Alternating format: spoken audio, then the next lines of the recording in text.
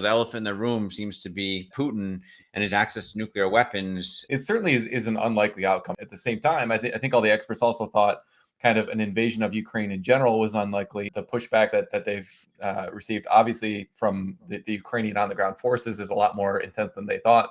But also from the international community. The Russian stock market remains closed, even though it was down, like 40% by Friday. You can imagine if they did open the Russian stock market today, it might be down 50%. So there's a real kind of liquidity crisis. There's potential for like a bank run. Inflation is going to be rampant.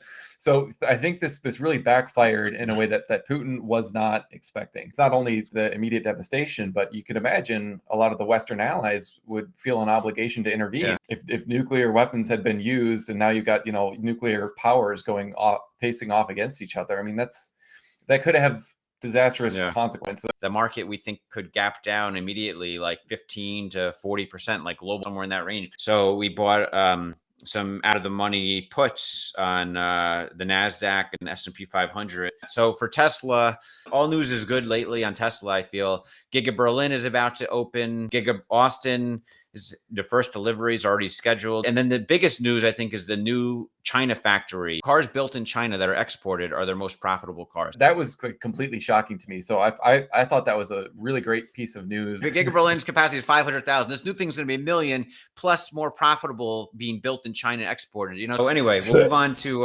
Rocket Lab. They've had really a string of good news recently. They just got operational, their new pad in New Zealand. You saw their backlog grow 200% within 5 months, and it's continuing to grow at a really rapid pace. They've doubled the launch capacity of their Electron rocket with this new pad opening. So you look at the huge influx of orders that they're seeing, and then the fact that they're building out all this capacity to actually service that order, you can just kind of see a huge step change in their financial profile going forward. I think people forget they've got this whole kind of components business that they're building out. So their launch service revenue that they're projecting for Q1 is actually only 1/3 of the total revenue that they're projecting. As the rocket industry overall matures, the space industry overall matures, I think you'll see SpaceX like having the most cost-effective launch system for sure. What I think Rocket Lab is doing is really trying to focus on serving Earth with a variety of systems. To us, Rocket Lab is the clear second place to SpaceX. Let's move on to Lemonade. The big news was a miss on loss ratio. The market reacted